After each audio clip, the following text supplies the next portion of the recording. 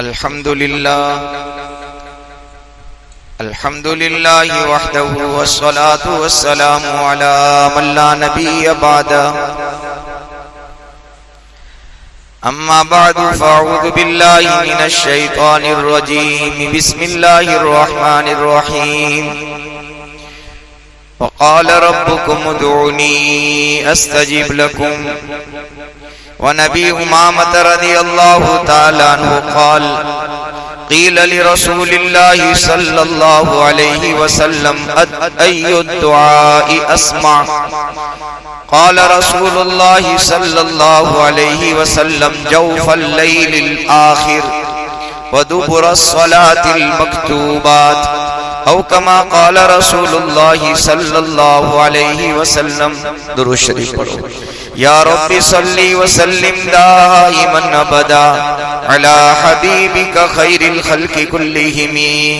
قابل احترام حضرات، سامعین کرام، بزرگوں، عزیزوں، دینی بھائیوں، ہمارا دعا کا جو موضوع چل رہا تھا اس کی آخری مجلس ہے.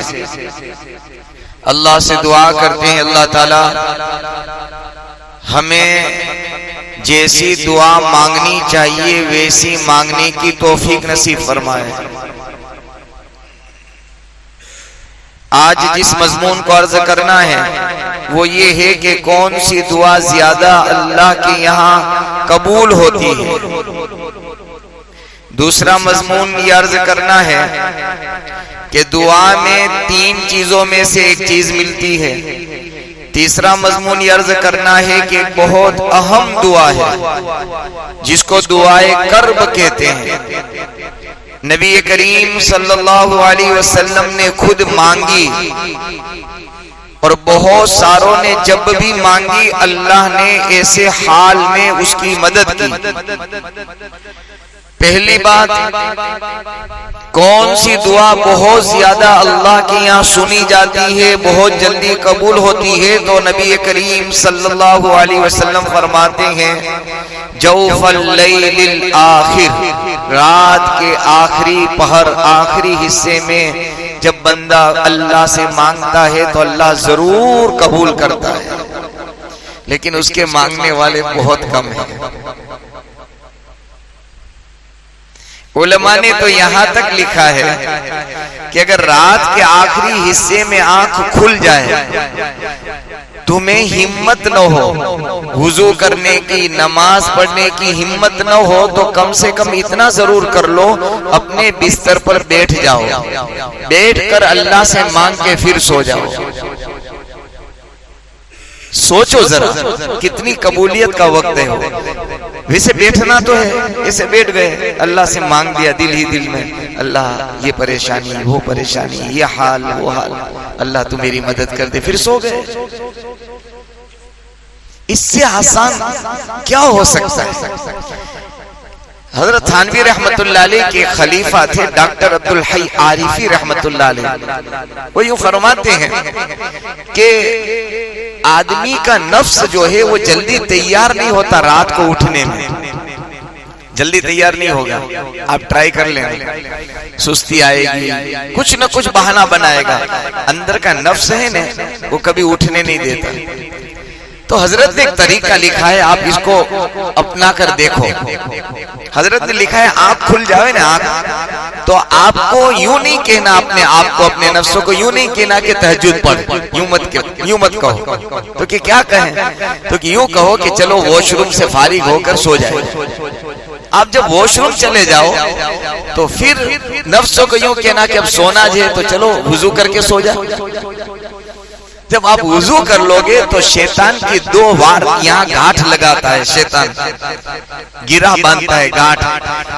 آپ واش روم گئے تو پہلی گاٹھ ٹوٹی اس کی، پھر آپ نے وضو کیا تو دوسری گاٹھ ٹوٹ گئی. اب آپ یوں کہنا کہ چلو تہجد نہیں پڑھنا ہے، مصلی پر بیٹھ کر دعا کر کے سو جاؤ. جب آپ مصلی پر آؤ گے تو تیسری گاٹھ اس کی ٹوٹے گی. پھر آپ کا دل چاہے گا کہ اب جب میں مصلی پر آ ہی گیا ہوں تو 2 رکعت پڑھ کے ہی کیوں نہ سو. بری عادت ہے نا، بری عادت ایسے ہی اسٹیپ بائی اسٹیپ لگتی ہے. اچھی عادت کے لیے بھی یہ طریقہ اپنایا. بہت ساروں کا تجربہ ہے کہ جب انہوں نے یہ عمل شروع کیا، واش روم چلے گئے کہ پیشاب پانی سے فارغ ہونا ہے، جب باہر نکلے تو کہ چلو وضو کر کے سو جاؤ، وضو کیا تو کہ اب چلو نماز نہیں پڑھنی لیکن مصلی پر بیٹھ جاؤ، دعا کر کے سو جاؤ، تو مصلی پر جو ہی وہ قدم رکھے گا اللہ اس کو نماز کی توفیق دے دے گا۔ حدیث پاک میں نبی کریم صلی اللہ علیہ وسلم ارشاد فرماتے ہیں جب بندہ میری طرف ایک بالش آگے بڑھتا ہے میں ایک ہاتھ آگے بڑھتا ہوں، جب ایک ہاتھ آگے بڑھتا ہے میں دو ہاتھ آگے بڑھتا ہوں، جب وہ دوڑ کے آتا ہے چل کے آتا ہے میرے محبوب نے فرمایا اللہ ارشاد فرماتے ہیں میری رحمت جوش میں آتی ہے اور دوڑ کر اس کو اپنے سائے میں لے لیتی ہے۔ قدم بڑھانے کی ضرورت ہے بس۔ اس وقت ہم جو نیکی میں پیچھے پڑتے ہیں اس کا ریزن یہ ہے، کارن یہ ہے کہ ہم نیکی میں اپنے آپ کو بڑھانے کے لیے قدم نہیں اٹھاتے۔ آپ اس سے پہلے بھی میں نے آپ کی خدمت میں بات عرض کی ہے، جب آپ کو رمضان کے بعد قرآن پڑھنے کی ہمت توفیق نہ ہو، آپ صرف اتنا کرنا قرآن اٹھا کر سینے سے لگا کر رکھ دینا، 3 دن نہیں جائیں گے اللہ آپ کو قرآن پڑھنے کی توفیق دے دے گا۔ 3 دن اٹھا کے رکھ لو، آپ سینے سے لگایا سر پر رکھا پھر رکھ دیا۔ یہ اللہ کا ضابطہ ہے کہ نیکی میں جب بندہ ارادہ کرتا ہے نا ارادہ تو اللہ تعالیٰ مضبوط کر دیتے ہیں، تقویت دے دیتے ہیں۔ خیر بات اس پر مجھے یاد آئی، الگ سے بات تھی وہ آئی تو میں نے عرض کر دی کہ کون سی دعا زیادہ قبول ہوتی ہے تو کہ جوف اللیل الآخر، رات کے آخری پہر کی دعا، ودبر الصلاۃ المکتوبہ، فرض نماز کے بعد کی دعا۔ لیکن فرض نماز کے بعد ہمارا حال یہ ہے، 2 بڑی خرابیاں ہمارے یہاں ہیں ہماری مسجدوں میں، ساری جوناگڑھ کی مسجدوں میں اللہ ماشاءاللہ 2 بڑی خرابی ہیں۔ پہلی بڑی خرابی یہ ہے کہ ہر نمازی یہ سمجھتا ہے کہ امام صاحب دعا کرا ہے، ہر نمازی یہ سمجھتا ہے، اور اللہ نہ کرے ابھی تو کچھ ماحول دین کا بنا ہے تو سمجھداری آئی ہے، ورنہ آج بھی ایسی مسجدیں ہیں ہمارے شہر میں کہ امام صاحب نے دعا نہ کروائی تو وہ امام کا حال خراب ہو گیا، سمجھ لو دعا کیوں نہیں کروائی۔ حدیث پاک میں نبی کریم صلی اللہ علیہ وسلم کا عمل یہ تھا کہ امام اور مقتدی کا تعلق جو ہے جوڑ، جب امام نے اللہ اکبر کہا مقتدی نے اللہ اکبر کہا، پھر جب امام نے السلام علیکم ورحمت اللہ السلام علیکم ورحمت اللہ، دوست طرف امام نے سلام پھیرا، امام اور مقتدی کا رابطہ ختم۔ یہ صحیح حدیث ہے، صحیح طریقہ یہ ہے۔ اب کیا کریں تو کہ ہر مصلی نمازی اپنی دعا کرے۔ اچھا ایک اور خرابی یہ تو ہے امام کا انتظار کرتے ہیں، اور امام کو اگر تعلیم دینے کے لیے سکھانے کے لیے دعا کرنی بھی ہے تو اس میں بھی یہ مسئلہ سمجھ لو کہ وہ دعا آہستہ سے ہے۔ کیسی ہے؟ آہستہ سے، جہر نہیں ہے، آہستہ سے، برحمتک یا ارحم الراحمین۔ یہ کہ ہاتھ پھیرا تو مصلی کو پتا چل جائے کہ امام نے دعا کر لی۔ لیکن اب یہاں ہمارا مسئلہ یہ ہے کہ امام صاحب کو زور سے دعا کراؤ۔ اکثر مسجدوں میں دیکھ لینا کوئی زور سے نہیں کرائے گا، امام صاحب تم دعا کیوں نہیں کراتے؟ بھائی جو امام نے مانگا دعا کروائی، وہ دعا مانگی اس نے۔ خیر چوتھی بات جو بڑی خرابی یہ ہے کہ سلام پھیرنے کے بعد یعنی دعا کے بعد چہرے پر ہاتھ پھیرنا ہے، دعا کے بعد ہے۔ ہمارے یہاں پرانی ایک دھپ چلی آ رہی ہے، طریقہ چلا رہا ہے کہ جیسے ہی سلام امام صاحب پھیریں گے تو آج بھی بیچارے بہت جو نمازی ہیں پرانے سمجھو باپ دادا سے چلے آتے ہیں، وہ زمین پر ہاتھ رکھیں گے پہلے، پھر یوں کریں گے۔ اچھی بات ہے، یعنی اپنا حال یوں سنا رہا ہے کہ اللہ میں معافی مانگتا ہوں، لیکن یہ طریقہ صحیح نہیں ہے۔ ان کو سمجھنا چاہیے کہ محمد صلی اللہ علیہ وسلم نے نماز کے بعد کیا طریقہ سکھایا، یہ کہیں ثابت نہیں ہے کہ آپ نے زمین پر ہاتھ رکھا ہو اور آپ نے اس طرح کیا، کہیں ثابت نہیں ہے، دور دور تک نہیں۔ ہم تو وہ کام کریں گے جو محمد الرسول اللہ صلی اللہ علیہ وسلم نے کیا ہے۔ آپ نے نماز کے بعد ہاتھ اٹھائے، اللہ سے مانگا اور چہرے پر ہاتھ پھیرایا۔ تو یہ بہت ساری ابھی ہمارے یہاں جہالت سمجھو، بے دینی سمجھو، ہمارے یہاں علم کی کمی سمجھو، ابھی وہی پرانا چلا آ رہا ہے۔ حالانکہ ہمیں تو ایک ایک سیکنڈ یہ دیکھنا ہے کہ محمد صلی اللہ علیہ وسلم کیا کرتے تھے، وہ ہمیں کرنا ہے۔ خیر، تو ایک بات تو آپ کو یہ عرض کرنی تھی کہ دعا کے بعد طریقہ یہ کہ ہاتھ یہ پورے میں نے بتا دیا تھا سینے کے سامنے ہو اور آخر میں ہاتھ پھیرا جاوے چہرے پر، لیکن امام کے سلام کے ساتھ ہی لوگ ہاتھ پھیر دیتے ہیں، دعا سے پہلے ہاتھ پھیر دیتے ہیں۔ دوسری بات، دعا میں تین چیزیں اللہ دیتا ہے۔ کسی کو کبھی کوئی پیسوں کی ضرورت پڑ گئی، مان لو حالات میں آ گیا، دوائی کے پیسے نہیں، کرائے کے پیسے نہیں، جو کچھ، اس نے اللہ سے 1000 روپے مانگے۔ مانگتے ہیں لوگ، مانگنا چاہیے، اللہ سے نہیں مانگیں گے کس سے مانگیں گے؟ اسی سے مانگنا چاہیے اور وہی دے گا۔ 1000 روپے مانگے کسی بندے یا بندی نے تو بعض مرتبہ اللہ کی مصلحت یہ ہوتی ہے کہ 1000 اللہ دیتا نہیں ہے، لیکن اللہ اس کی جان میں یا اس کی اولاد میں کوئی ایسی بیماری کو روک دیتے ہیں کہ اگر وہ بیماری آ جاتی تو اس کے 1000 روپے ڈاکٹر یا آپریشن میں چلے جاتے۔ تو 1000 ملے کہ نہیں ملے؟ جیب سے چلے جاتے اس کو، لیکن اللہ نے یہ مصلحت اور حکمت اللہ کی یہ کام کر گئی کہ اس پر آنے والی یا ان کے گھر کے کسی فرد پر آنے والی اس بیماری کے 1000 روپے کو اللہ تعالیٰ نے بیماری روک کر کے بچا لیا، تو یہ بھی تو ملے اس کو۔ لیکن چونکہ ہمارے یہاں مزاج یہ بنا ہے، ہماری طبیعت یہ بنی ہے کہ ایک کا ڈبل ہونا چاہیے، 1000 کے 2000 ہونے چاہیے، تو آدمی یوں سمجھتا ہے کہ مجھے ملے اور آئے۔ میری مینٹیلیٹی سمجھے نا، 1000 کے 2000 ہو تو آدمی سمجھتا ہے کہ 2000 ہوئے۔ یہ 1000 جو چلے جانے والے تھے اللہ نے بچا لی، یہ بھی 1000 اللہ نے دیے ہیں اس کو۔ ایسی بہت ساری مثالیں ہیں۔ تو اللہ تعالیٰ کبھی وہی چیز دیتا ہے یا اس چیز کے بدلے میں کوئی چیز دے دیتا ہے۔ اور تیسرا تو میں نے حدیث پاک میں نبی کریم صلی اللہ علیہ وسلم فرمایا 1000 بھی نہیں ملے، 1000 والی مصیبت بھی ہٹی نہیں، مصیبت آ بھی گئی، تو اب کیا ہوگا؟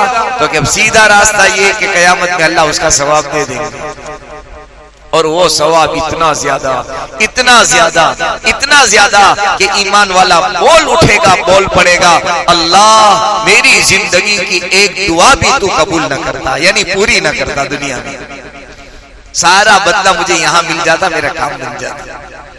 بہرحال یہ دو مسئلے۔ آخری مسئلہ ایک دعا ہے، بہت زبردست دعا ہے جس کو دعائے کرب کہتے ہیں، یہ سیکھ لینی چاہیے۔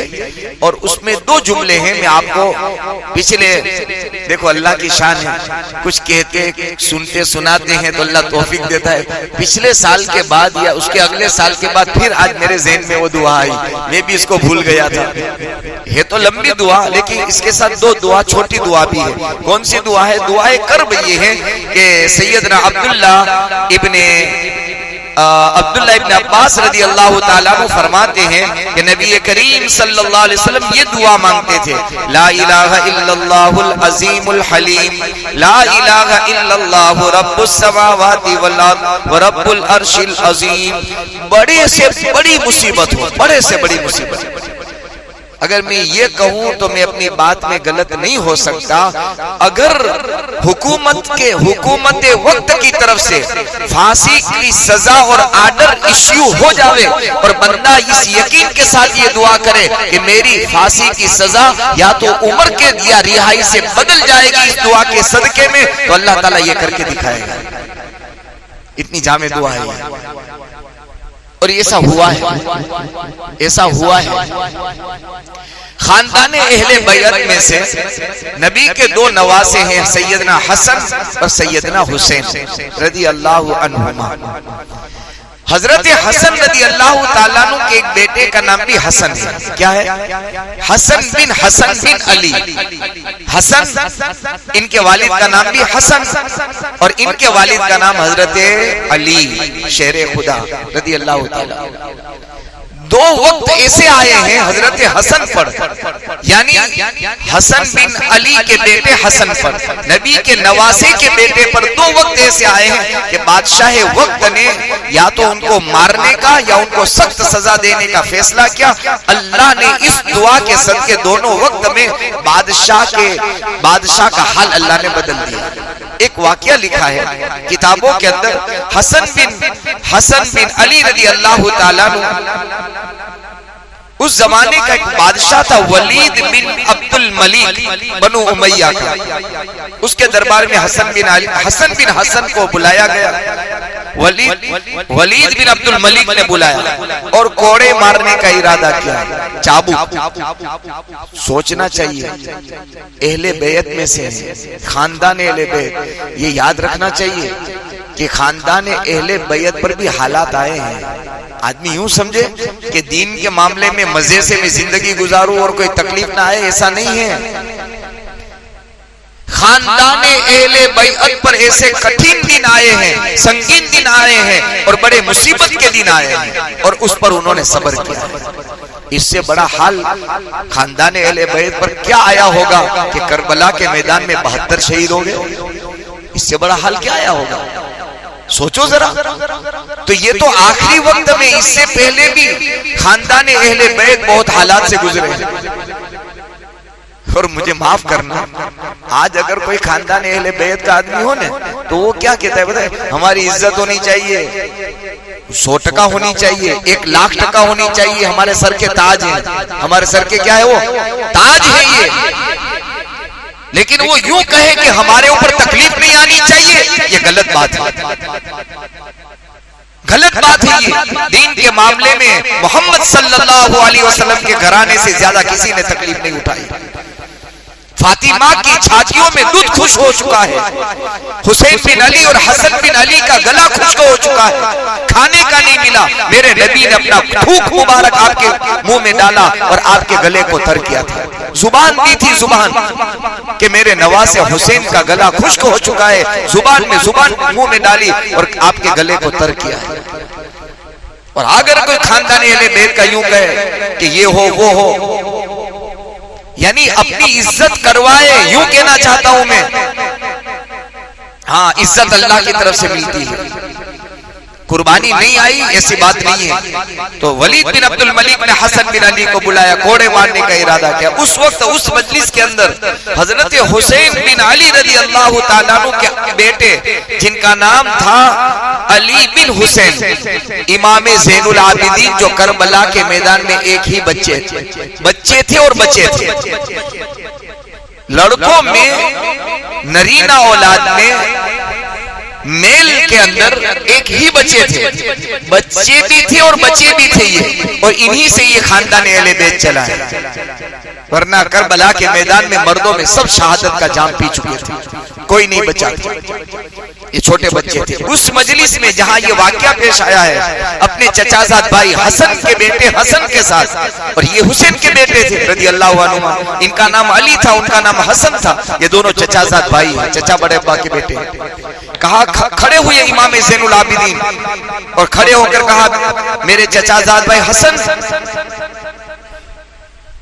آپ وہ دعائے کرب کیوں نہیں پڑھتے جو محمد صلی اللہ علیہ وسلم نے ہم کو سکھائی ہے؟ فرمایا کہ فوراً حسن بن حسن کی زبان سے یہ دعا نکلی، لا الہ الا اللہ الحلیم الکریم، لا الہ الا اللہ رب العرش العظیم. یہ 3-4 جملے جو دعائے کرب ہے آپ نے پڑھے، بادشاہ وقت نے معافی مانگی اور چھوڑ دیا. اور انہی کا دوسرا واقعہ حجاج بن یوسف کے ساتھ پیش آیا. حجاج بن یوسف نے حضرت حسن کو یعنی مارنے کا ارادہ کر لیا، آرڈر دے دیا، اور انہوں نے اسی مجلس میں دعا پڑھی. حجاج بن یوسف کے ہاتھ کانپنے لگے. یہ یقین والی دعا ہے. لہٰذا یہ دعا کے الفاظ یاد کر لینے چاہیے، وہ چھوٹے سے ہیں، ہم مانگتے ہی نہیں اللہ کے سامنے. دعائے کرب، دعائے کرب. یہ الفاظ ہے اس کے، لا الہ الا اللہ العظیم الحلیم، لا الہ الا اللہ رب العرش العظیم، لا الہ الا اللہ رب السماوات ورب الارض ورب العرش الکریم۔ 3-4 الگ الگ الفاظ کے دعا کے جملے ہیں، یہ دعا یاد کرنی چاہیے۔ ایک اور عبداللہ ابن عباس رضی اللہ تعالیٰ عنہ فرماتے ہیں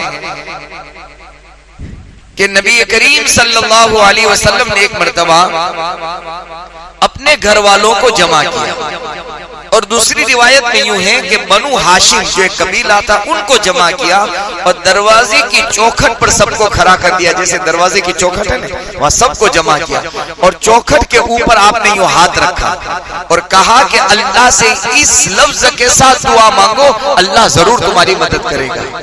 اب وہ لفظ آپ کو یاد کرا دیتا ہوں، بہت آسان ہے۔ 4 لفظ ہے، اللہ اللہ ربی، اللہ اللہ ربی۔ کتنا آسان ہے کہ نہیں؟ اللہ اللہ ربی، کتنا؟ لا الہ اللہ اللہ ربی لا اشرک بہ شیئا، لا اشرک بہ، بس اس لفظ کے ساتھ جو دعا مانگے گا اللہ اس دعا پر اس کی ضرور مدد کرے گا۔ اللہ اللہ ربی، 2 مرتبہ اللہ اللہ بولنا ہے، اللہ اللہ ربی لا اشرک بہ شیئا۔ یہ نبی کریم صلی اللہ علیہ وسلم نے اپنے گھر والوں کو جمع کیا اور پھر اللہ سے دعا مانگی اور یہ گارنٹی دی کہ اس لفظ کے ساتھ جو دعا مانگے گا اس وقت کی مصیبت اللہ دور کر دے گا۔ یاد ہو گیا؟ اللہ اللہ ربی، بس لا اشرک بہ شیئا۔ 10 سیکنڈ مشکل سے لگے۔ بہرحال یہ دعا اللہ کے سامنے مانگنی چاہیے، یہ لفظ اللہ کے سامنے ادا کرنے چاہیے۔ بہرحال دعا بہت بڑا ہتھیار ہے۔ نبی کریم صلی اللہ علیہ وسلم فرماتے ہیں الدعاء صلاح المومن، آپ نے ایک جگہ فرمایا الدعاء رد القضاء، تقدیر کا فیصلہ بدلنے کی طاقت اگر اللہ نے کسی چیز میں رکھی ہے تو وہ دعا ہے۔ تقدیر کے فیصلے دعاؤں سے بدلتے ہیں۔ دعا یہ مومن کا ہتھیار ہے، دعا یہ تمام عبادت کا مغز ہے، مغز۔ دعا ہی عبادت ہے۔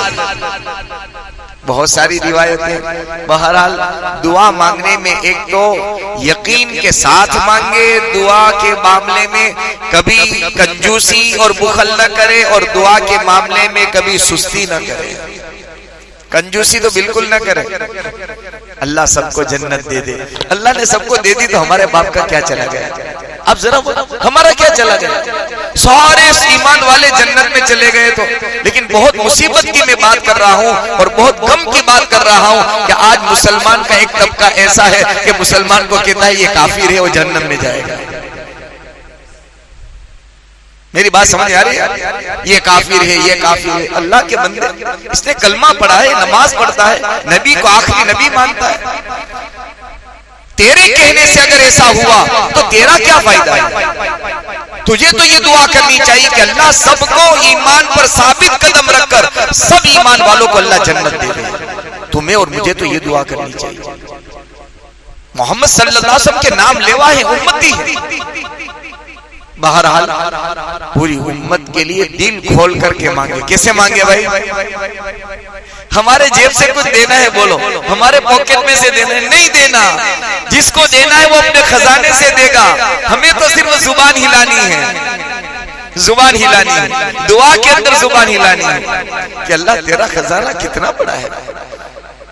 ساری دنیا کو دینے کے بعد میرے اللہ کا خزانہ اتنا بڑا ہے کہ اگر سمندر میں سوئی ڈالو اور سوئی کے کونے پر پانی کا ٹیپا تو کیا آئے گا؟ ٹیپا تو کھینچ نہیں سکتے، ٹیپا بھی نہیں آئے گا، ٹیپا تو بڑا ہوتا ہے، قطرہ۔ اس سوئی پر جتنا پانی لگتا ہے اللہ کے خزانے میں اتنی بھی کمی نہیں آتی۔ اللہ کے خزانے میں اتنی بھی کمی آتی ہے؟ وہ تو خزانوں کا مالک ہے۔ لہٰذا بزرگ اور بھائی یہ دعا کا مضمون پورا ہوا. بار بار اس لیے بولا میں نے کہ میں بھی دعا کرنے کا اللہ کے سامنے محتاج ہوں, آپ بھی محتاج ہیں, ہم سب ضرورت مند ہیں, ہم سب اللہ کے در کے فقیر ہیں. اور اللہ سے یہ دعا کرتے رہنا اللہ موت تک اپنے در کا فقیر بنا کر رکھنا, تاکہ دنیا والوں کے در پر کہیں مجھے ہاتھ ہلانا نہ پڑے. اللہ سے دعا ہے اللہ تعالی ہمارے اس کہنے کو, سننے کو, بیٹھنے کو, یہاں آنے کو اپنی بارگاہ میں قبول فرمائے. آمین. وآخر دعوانا الحمدللہ رب العالمین. آج مختصر دعا کرتے ہیں, پھر سنیچر, اتوار, پیر کوئی اور ہمارے ساتھی انشاءاللہ درس حدیث دیں گے, کوئی اور مضمون ہوگا اس کے بعد دیکھیں گے آگے انشاءاللہ. ٹھیک ہے. الحمدللہ رب العالمین. اللہم لک الحمد کما ینبغی لجلال وجہک وعظیم سلطانک. اللہم لا نحصی ثناء علیک انت کما اثنیت على نفسك یا ربی صلی وسلم دائما ابدا علی حبیبک خیر الخلق کلہم. مولا کریم یہ گنہگاروں کا مجمع ہے, یہ محتاجوں کا مجمع ہے, یہ فقیروں کا مجمع ہے, بے بسوں بے کسوں کا مجمع ہے. اللہ ہمارا دامن تو گناہوں سے آلودہ ہو چکا ہے, ہمارے سر کے بال سے لے کر پیر کے ناخن تک گناہ کے دل دل دل دل میں پھنس چکے ہیں. اللہ جان جان کر بہت گناہ کیے, ہمیں پتا تھا کہ یہ گناہ ہے پھر بھی ہماری آنکھوں نے دیکھا, ہمیں پتا تھا یہ گناہ ہے پھر بھی ہماری زبان نے بولا, ہمیں معلوم تھا یہ گناہ ہے پھر بھی ہمارے کانوں نے سنا. اے اللہ جب ہم گناہ کرتے تھے تو تیری زمین تجھ سے یوں کہتی تھی کہ میں نگل جاؤں, میں پھٹ جاؤں. اللہ آپ یوں کہتے تھے یہ میرا ہے, یہ میرا ہے, یہ میرا بندہ ہے, ابھی معافی مانگ لے گا.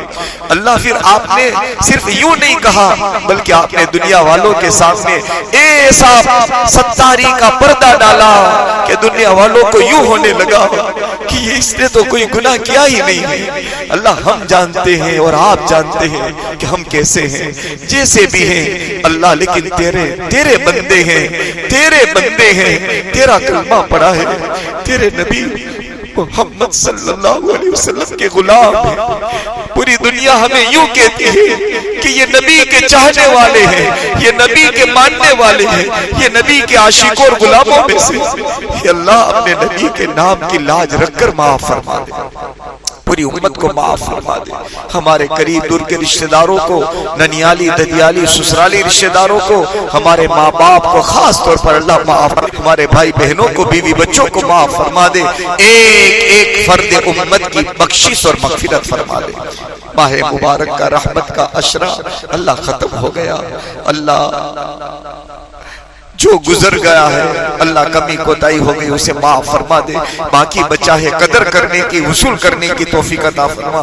ہم سب کو اللہ شب قدر نصیب فرما, شب قدر نصیب فرما, شب قدر نصیب فرما. اے اللہ جو عبادتیں ہوئی آپ کی توفیق اور فضل سے ہوئی ہے اللہ اپنی بارگاہ میں قبول فرما لے.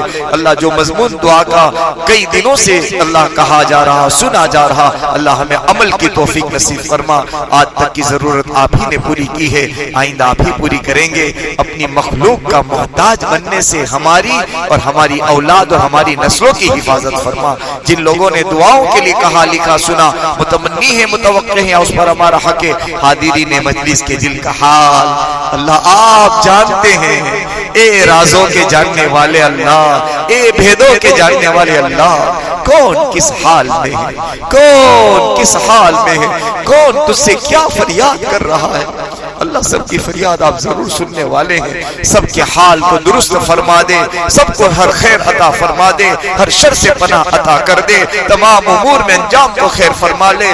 تیرے بندے, تیری بندیاں, تیرے مہمان بن کر حرم مکہ, حرم مدینہ میں موجود ہیں. اللہ ان کی دعا میں ہمیں شامل فرما لے اور ہماری دعا کو اپنے فضل, اپنے کرم, پیارے نبی محمد الرسول اللہ صلی اللہ علیہ وسلم کے صدقے طفیل میں قبول فرما. یا ذا الجلال والاکرام, یا ذا الجلال والاکرام, یا ذا الجلال والاکرام. اللہ اللہ ربی لا اشرک به شیئا, سبحان ربک رب العزت عما یصفون, وسلام علی المرسلین, والحمد للہ رب العالمین برحمتک.